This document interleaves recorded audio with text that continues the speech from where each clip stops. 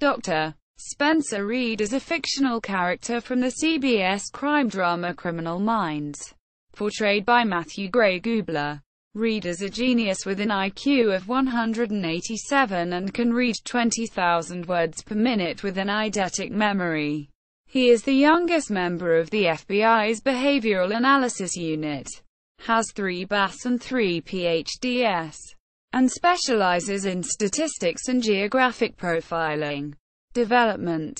Reid was born in 1981 and is a genius and autodidact who graduated from a Las Vegas public high school at age 12. He has an IQ of 187, an eidetic memory, and can read 20,000 words per minute. An average American adult reads prose text at 200 to 300 words per minute. He holds B.A.S. in psychology, sociology, and philosophy, a Ph.D. in chemistry and engineering, as well as a Ph.D. in mathematics from Caltech. Reid is 23 in the pilot episode, having joined the unit when he was 22. His fellow team members almost always introduce him as Dr. Reid. Hot reveals in the first season that Gideon insists on introducing him as Dr. Reid because Gideon fears that, because of his age, Reid will not be taken seriously as an FBI agent. This was a genuine concern, both for in-universe and for audience acceptance, since in real life the minimum age to become an FBI special agent is 23, with at least 3 more years to obtain supervisory special agent status. And appointments to the BOW do not usually occur until after at least 8 to 10 years in the FBI. While filming the pilot, the show's FBI consultant informed Matthew Gray Gubler that there was nothing realistic about his character. Before Gubler was cast in the role, the character was envisioned as more like Data from Star Trek. However, the producers liked Gubler's softer interpretation, despite telling the actor he was wrong for the part. After several callbacks, he was hired. During October 2012, series creator Jeff Davis tweeted that Reid was originally envisioned to be bisexual, but the network shut the idea down by the 4th episode when Reid develops a crush on his colleague, Jennifer J.J. Jarrow. Personality. As is characteristic of people with Asperger's syndrome, Reid is socially awkward. He often fixates on things, prompting Morgan and other team members to have to tell him to be quiet, and misses social cues at times. For example, unknowingly changing the subject of a conversation. The unknown subject, unsub, in Broken Mirror, notes this, and Gubler stated in an interview in the show's 2nd season. Reid is an eccentric genius, with hints of schizophrenia and minor autism. Asperger's syndrome. Reid is 24 years old with 3 Ph.D.s, and one cannot usually achieve that without some form of autism. Writer Sharon Lee Watson stated in a Twitter chat that Reid's Asperger traits make the character more lovable. Gubler has commented on the differences between Reid and similarly odd character Penelope Garcia. She represents everything he's not. She's very tech-oriented, and I would like to imagine he is more like a 1920s smart, books and reading etc. Kirsten Vangsness agreed, adding that Garcia is more extroverted and available emotionally, whereas Reid struggles with his emotions. Reid is a technophobe, using neither email nor the new iPads. Gubler tweeted that Reid is also germaphobic. In general, Reid dislikes shaking hands, and shows adverse reactions when touched by strangers.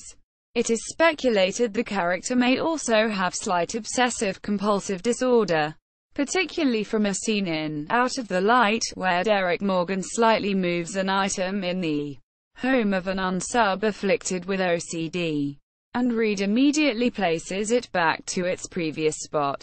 Reid is a good map reader, and therefore does geographic profiling and map-related activities for the team. He also has a talent with words. and is the team's go-to linguistic profiler, as well as their unofficial discourse analyst. He is rarely seen behind the wheel. One time when Morgan hands him the keys, JJ and Emily exchange horrified expressions, but in Lo-Fi, he is seen getting into the driver's side of a vehicle and even driving that same vehicle in one scene, as well as driving to Gideon's cabin in Name and Blood, and in Nelson's Sparrow. However, he is usually seen as a backseat passenger during car scenes, and he commutes to work using the metro, and presumably the VRE. Storylines. Backstory. Spencer Reid was born in Las Vegas, Nevada to William Reid, Taylor Nichols, a lawyer, and Diana Reid, Jane Lynch, a former professor of 15th century literature. Diana also has paranoid schizophrenia, and went off her medication during her pregnancy. Reid and his mother have a very close relationship, despite her condition. At age 4, Spencer was approached by a man, Gary Michaels, while playing chess at a local park. Although Spencer was unharmed, Diana insisted the family move because she believed her son was in danger. Shortly thereafter, Spencer's 6-year-old neighbor, Riley Jenkins, was sexually abused and murdered. Diana told Lou Jenkins, Riley's father, about the park incident. Diana then followed Jenkins and witnessed him beat Michaels to death with a baseball bat, getting blood on her clothes in the process. In order to protect his wife, William burned Diana's clothes, which Spencer inadvertently witnessed. Jenkins avoided arrest because Michaels disappeared, and as he had a criminal history as a sexual predator, the police didn't look very hard into the case.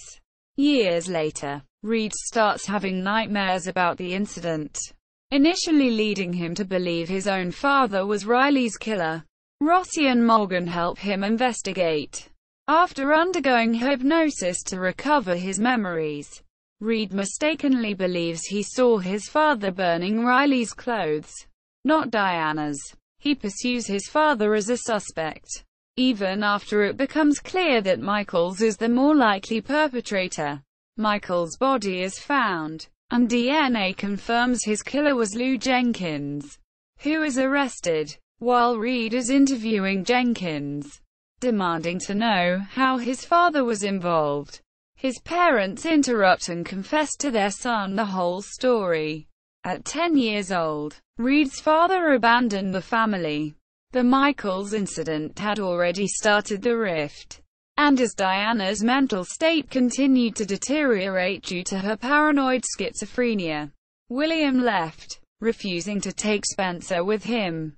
He moved 10 miles away, and never contacted his son.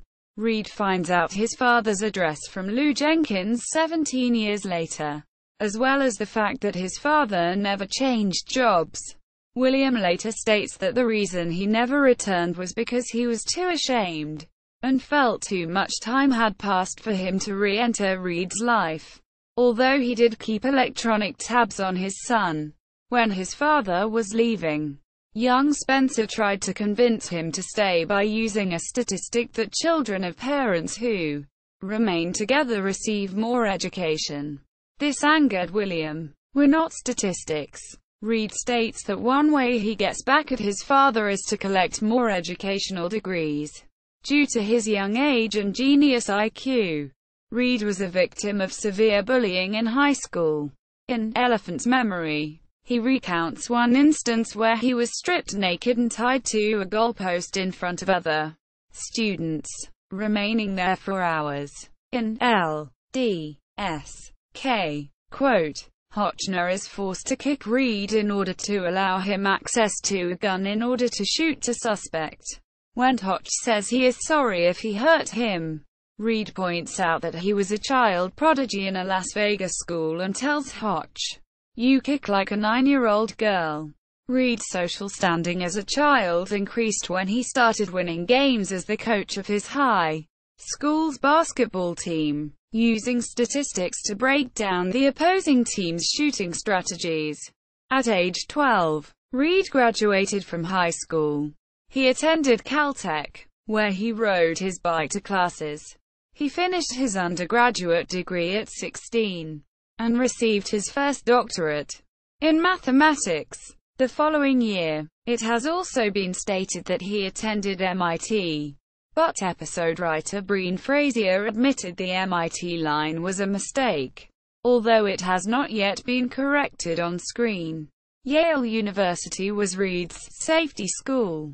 Between the ages of 17 and 21, he completed 2 more doctorates, chemistry and engineering, and 2 more bachelor's degrees, psychology and sociology. When Reid was 18, he realized his mother's condition had deteriorated to the point where she could no longer take care of herself and had her committed involuntarily to a psychiatric institution, Bennington Sanitarium. Diana still resides in the same institution, and Reid says that he sends her letters every day, in part because of the guilt he feels for not visiting her. He worries about the fact that his mother's illness can be passed on genetically, telling Morgan, "I know what it's like to be afraid of your own mind." Currently, Reid resides in an apartment in the District of Columbia, possibly near the Van Ness UDC Metro stop. Behavioral Analysis Unit. Reid joined the FBI at either the age 21 or 22, depending upon what age he entered the FBI Academy. While there was no psychological exam or test the FBI could put in front of him, he could not ace inside of an hour. He did struggle with the more physical aspects of training, and ultimately received waivers for those requirements. Even after a year in the field, Reid still struggles to pass his gun qualifications. He is often left behind during takedowns, has never given chase, and jokes that it's Morgan's job to kick down the doors. This does not bother the team, because while he has shown an ability to physically disarm unsubs, his true talent is psychologically disarming them, as well as his abilities to solve the cases behind the scenes. Profiling is the only profession Reid considered, and he was groomed specifically for the BOW. Upon graduation from the academy, he was placed in the BOW at age 22, and given the title Supervisory Special Agent. His first case in the field was the Blue Ridge Strangler. Gideon is Reid's closest confidant on the team during the first 2 seasons, and often serves as a mentor to Reid. Gideon's departure affects Reid deeply. He tries playing all possible chess moves in order to understand. Reid is close to JJ, Morgan, and Emily Prentice. JJ asks him to be godfather to her newborn son Henry, and is the only one on the team who calls him Spence. Quote, "It is implied in plain sight that Reid may have a slight crush on JJ. And Gideon even prods him to ask out JJ after giving him Washington Redskins football tickets for his birthday. But nothing comes from it, and they continue with their brother-sister relationship. However, Reid is very protective of her, and often blames himself if she is injured, even if there was nothing he could have done to prevent it. In closing time, after she arrests an unsub, but gets hurt in the process, Spencer is seen counting her injuries as she sits in the ambulance and tells the paramedic that she should be going to get a CAT scan. Reid also shares a brotherly friendship with Derek Morgan. In Season 7, he is comfortable enough to start a joke war with him, something that he probably would never do with anyone else, and he occasionally confides his secrets to Morgan. It is suggested in the episode epilogue that Reid told Derek details about what Tobias Hankel did to him when he makes a remark about seeing the afterlife before Tobias saved him. Morgan looks surprised and says, "You never told me that." Quote, in the episode Elephant's Memory, when approached by a fully armed Owen Savage, the unsub whom Reid identifies with, Reid gives Prentice his gun and trusts her enough to back him up and not shoot at Owen as he tries talking Owen down. Although not shown It is implied Reid and Prentice spend time together outside of work heavily, along with riding the train home together when they return from cases. Prentice is the only one who has beat Reid at poker, even correcting his statistic about her particular poker move. Reid and Prentice are held hostage by a cult led by Benjamin Cyrus, portrayed by Luke Perry. Though he is not injured, Reid struggles with guilt over allowing Prentice's beating at the hands of Cyrus Inc. minimal loss. Reid later becomes close to Alex Blake, whose forensic linguistics class he guest lectures in. Blake serves as a maternal figure within the BOW. Reid contracts anthrax during an outbreak in Maryland, and is later shot in the leg protecting a doctor whose life is being threatened. During Corazon, Reid begins to suffer from severe headaches and hallucinations. He goes to see a doctor in order to find out the source of his headaches, but the doctor says there is no physical cause for his headaches, and they may be psychosomatic. Reid refuses to believe this, afraid that he may be suffering from the same illness as his mother. It is not mentioned again until Coda, when he is seen once again wearing sunglasses and is carrying a book on migraines. In the same episode, Reid bonds with a young autistic boy, Sammy Sparks. A cut line from the episode has Rossi stating that Sammy and Reid are two of the most fascinating minds he's ever encountered. In the episode Valhalla, Reid tells Prentice about his headaches. By then, Reid has gone to several doctors, but no one has been able to diagnose what is wrong with him. He tells Prentice that he has not told any of the team members because he is afraid that they will make him feel like a baby. Quote, in Lauren, it is Reid and Garcia who react most strongly to the news of Emily's death. Reid's reaction is to run out of the room, and he ends up sobbing into JJ's shoulder, telling her that he never got a chance to say goodbye. Quote, in Season 7, when Emily returns and Reid discovers Hotch and JJ faked her death, he is upset, especially with JJ. He tells her he feels betrayed because he came to her house for 10 weeks in a row, crying over losing a friend, and not once did you have the decency to tell me the truth. She doesn't say anything. He asks Jay, what if he had started using Dilaudid again after Emily died? Quote, in True Genius, Reid doubts his reasons for being in the BOW and wonders if he should be doing more with his geniuses. This is caused by the unsub sending him taunting messages and challenging Reid to find him. In this episode, he also reveals that the team missed his 30th birthday. At the end of the episode, the team throw him a mini birthday party. Drug addiction after being kidnapped by a serial killer with multiple personalities. Tobias Hankel, James Van Der Beek. Reid is tortured and drugged over the course of 2 days in Revelations. This leads him to develop an addiction to the narcotic painkiller Dilaudid. While the BOW team members have their suspicions about Spence's addiction, none of them confront him about it. An old friend of Reid's in New Orleans is also aware that Reid suffers from problems as Inc. Jones.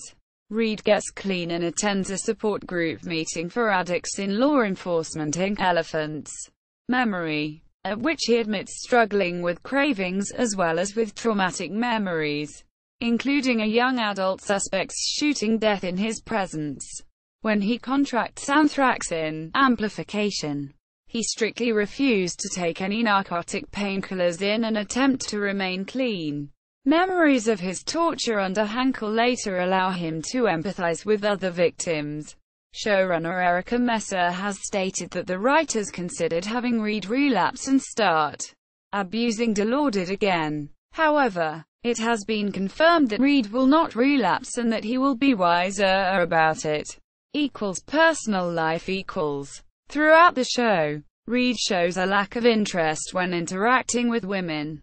The only 3 exceptions are Lila Archer, a young actress he is assigned to protect, Austin, Courtney Ford, a bartender he woos with magic tricks while showing her a sketch of a potential suspect, and Maeve, a geneticist he first meets through correspondence, then later weekly phone calls. In Memoriam, a prostitute hits on Reid in a Las Vegas casino, but he is oblivious to her intentions. In Somebody's Watching, with the team on a case to protect a TV starlet, Reid saves Lila Archer, Amber Heard, from being harmed by a serial killer. Reid and Lila kindle a short-lived romance, beginning when Lila pulls Reid, fully clothed, into her pool for a kiss. At the end of the episode, they go their separate ways, and Lila is not seen in further episodes. In another episode, Reid and Morgan are in a nightclub trying to find a serial murderer who picks up women in nightclubs. Reid is having trouble talking to the women in these clubs, especially since he is spouting facts about club-related deaths. But Morgan helps him out. Reid starts a conversation with the female bartender, and proceeds to do a magic trick in which he appears to jab a pen through the eye of a police sketch, but pulls it through, leaving the paper unscathed. She expresses interest in him, and he gives her his business card in case she hears something about the killer. Later, she sees the killer with another potential victim and intentionally spills her drink on the lady, pulling her away. The killer seems to disappear, and while the bartender goes outside to phone Reid, he grabs her. The team responds quickly and saves her before she is harmed. At the end of the episode, she and Reid are talking over the phone, and he opens a package at his desk that contains the card that he gave her, with a lipstick kiss on the back. In God Complex, Reid begins calling a mystery woman on a payphone and they talk about his progress with his headaches and sleep deprivation. It is revealed that she is in danger and doesn't want someone to know about her and Reid. While on a case in New Mexico, Alex Blake drops Reid off at a phone booth, unaware that he is going to call the mystery woman. Blake later returns and questions his motives. The two agents have a heated discussion, and he tells her the mystery woman is a geneticist he contacted about his headaches during season 6, whom he believes can help on the case. Thanks to her, they are able to find the unsub and save his latest victim. At the end of the episode, Reid thanks her for her help and tells her that he and the Bow can help her in her situation. However, she refuses because she doesn't want him to hurt Reid. She ends the phone call by telling him that she loves him. Left shocked and speechless, he starts walking to his left but then turns around and walks to his right. Sometime after the lesson, Reid continues calling his mystery woman, and it is revealed that her name is Maeve, portrayed by Beth Rees-Graff. She tells Reid that her stalker might be gone, and because of this, she wants to meet him. During a case in Arizona, Blake confronts him about phone booth girl. Reid tells Blake that he's nervous to meet her because he already believes she's the most beautiful girl in the world, and he is afraid that she won't like him because of his looks. Blake encourages him to meet her. After Reid gets back from the case, they plan to meet at a fancy restaurant until Reid sees a man gazing over at him, thinking him to be Maeve's stalker. Reid calls her to cancel while she is right outside. Spencer realizes that the man is not the stalker, and Maeve has already left. The hostess gives him a bag that she left for him. It turns out to be the very same book he was going to give to her by Sir Arthur Conan Doyle. Inside, she has written a quote by Thomas Merton. "Love is our true destiny. We do not find the meaning of life by ourselves alone. We find it with another." Quote. In Zugza Wang, Reid discovers that Maeve has been kidnapped by her stalker. In the investigation, he meets Maeve's former fiancé, the man he believed to be her stalker. Reid becomes more and more distressed by the situation and discovers that her kidnapper is not her ex-fiancé, but the man's girlfriend. Reid searches excessively to find her, and even offers to take her place. He discovers that the stalker wants attention from him and to be seen as an equal. He gets a clue from the stalker leading him to her location, where he tricks the unsub into believing that he is in love with her. Reid finally meets Maeve face-to-face during the situation and is able to briefly subdue the stalker, only to have her hold Maeve at gunpoint. He once again offers to take Maeve's place, but the unsub kills herself and Maeve in one shot. Reid spends 2 weeks alone in his apartment after Maeve's death. The team constantly tries to help him, but he refuses to answer the door. While Reid remains at home, the team travel to another case. They call him for help a few times before he joins the team in person. Once the case is complete, Reid asks Morgan, Penelope, and JJ to help clean up his apartment. He picks up the narrative of John Smith, given to him by Maeve, with the Thomas Merton quote, and places it on the bookshelf. In the months following, Reid throws himself into his work when he is not able to sleep because of a recurring dream where Maeve asks him to dance with her, but forces himself to wake up before he answers. By the end of Alchemy, Reid is able to complete the dream by accepting Maeve's request to dance with her. In The Inspiration, Reid admits that, had Maeve not died, he might have had kids. In the season 9 finale, it is revealed that he still carries a copy of the narrative of John Smith in his bag.